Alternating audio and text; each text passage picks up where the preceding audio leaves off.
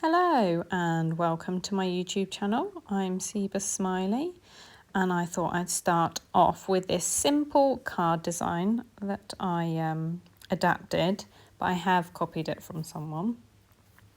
I've used a embossing folder here to give it some dimension. Well, I hope you like it and we'll see how I've done it. I folded it the opposite way as well, which I don't normally do. But I quite like it. But anyway, we've got a basic card size there. I think it's like half an A4 piece of paper. I'll put all the sizes in the link below. I've embossed this piece of paper already, but if you'd like me to show you how to emboss, then do let me know. But yeah, I do it with my Big Shot, and we're using some embossing powders here. But we're also, there were scrap bits of paper I was showing you. We're going to use a stamp block with some stamps from Versamark and Versafine in black, because that gives you quite a nice image.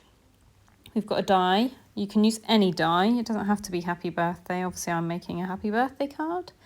And some dots, stars, should I say.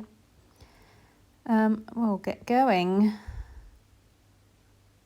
But I hope you enjoy watching my video. We're going to use 2 pieces of paper. I'll show you. There's a little trick when you're embossing. I like to fold it. Some people use those trays that hold beads in. I do have one, but I don't really get on with it. I don't know if anyone else has the same problem. I cut a bit of a scrap and we're using emerald green. I'll try and get it in shot, which is kind of glittery. Wow powder. I'm going to use the Versamark. We're going to just cover the whole piece of card here.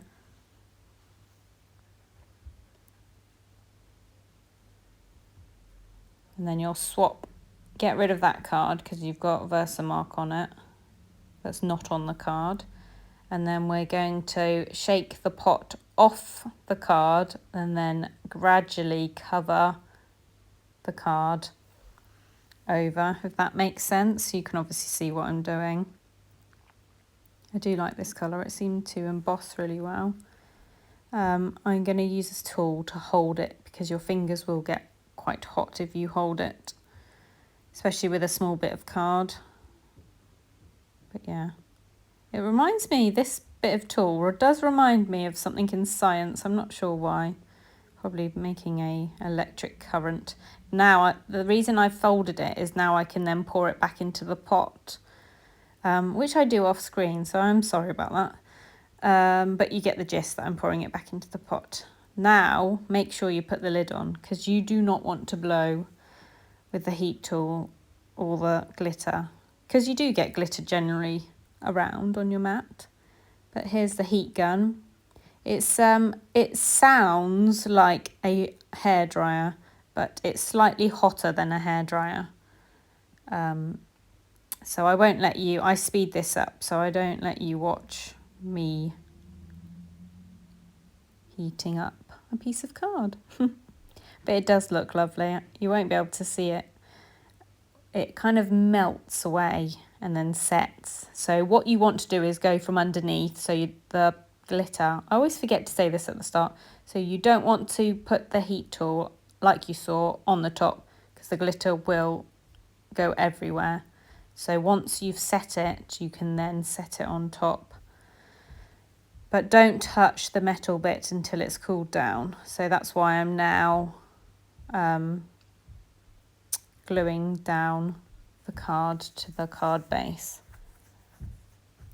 But I tend to use, I call it wiggle glue, but it's not called wiggle glue. I think any glue's fine to use. But if you're using double-sided tape, you can't generally wiggle it around, if that makes sense. And then I stick the piece of card that I've embossed already.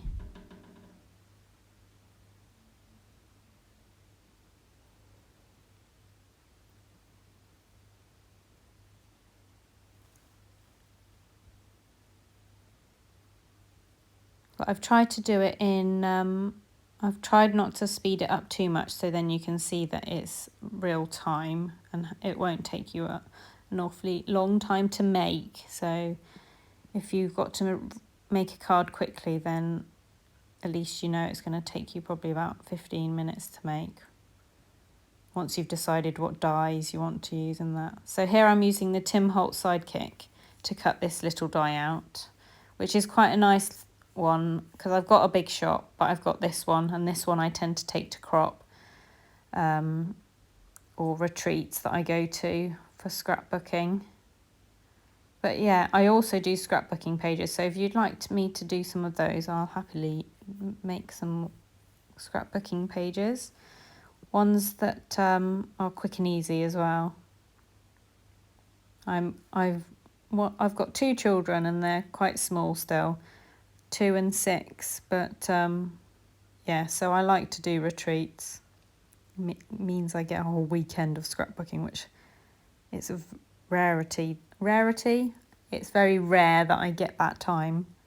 But yeah, you could also use it's like baking paper, I guess, parchment paper, which you get from baking stores or any supermarkets, I guess. But it's just that waxy. I did try it on there, but it didn't work. It didn't pop it out. So you have to be careful with the fiddly dies. But if you had a slightly bigger die, it would work and it would just like spring out rather than get stuck. But here you can see you need to be careful because it's a bit wiggly, kind of the font of the style of it, should I say. I feel like I'm waffling now, so do apologise. Hopefully I'm not going off on a tangent. But anyone else crafts, has things prepped, and then realises it's gone walkabouts. Where did I put that other happy? It's like Blue Peter. Here's one I made earlier. Oh, I've lost it. So, yes, and I don't generally tend to cut things out in the middle of a scrap piece of card. So I could have utilised that piece of card a bit better. So that has bugged me a little bit, but never mind. I've sped that up a little bit just because you don't need to see me cutting out another one. Hope you don't mind. But now you could put these on, you could cut foam elements out as well and then have it sticking up a little bit more so you've got a bit of dimension. But I tend to post a lot of my cards, so I try not to make them bulky.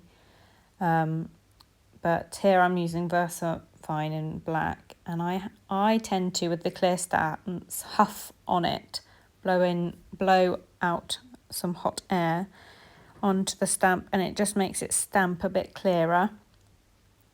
And it's worked really well. And this stamp was only from a magazine, so happy with that. Let it dry for a bit because you don't want to get the ink on your fingers or smudge it or anything.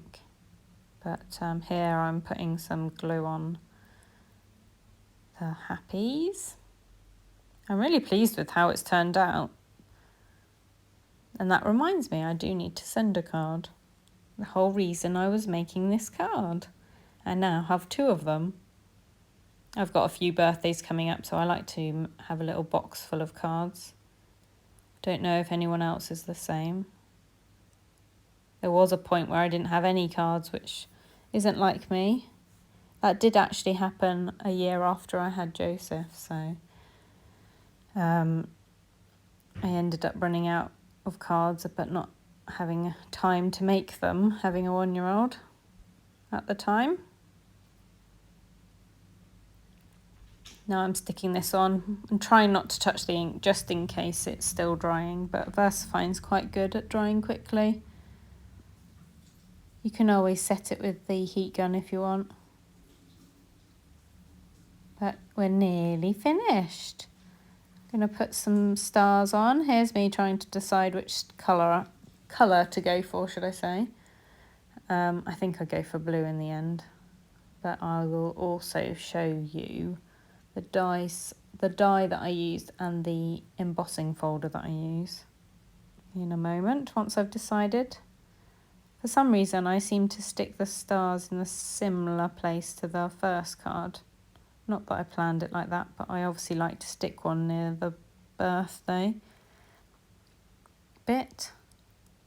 I'll show you. I think I get both of the cards out. And we're all done. Here's the die that I used. It's nice because it's all joined up. I quite like that, so you don't have to cut them out individually. And here's the embossing folder. It's a Stampin' Up one, but actually I think it's discontinued now, so it was one of my favourites. But that, yeah, if you put a piece of card in between and sandwich it and then run it through your Big Shot, you'll get it embossed.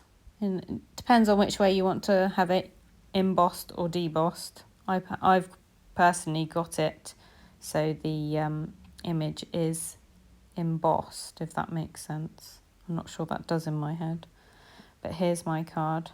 See, I've roughly stuck the stars in the similar place. That's quite funny. But if you like my channel or my video, please like. But also that's the card that we're going to be doing next. So do, if you like my video, give me a thumbs up. Anyway, take care everyone. Bye.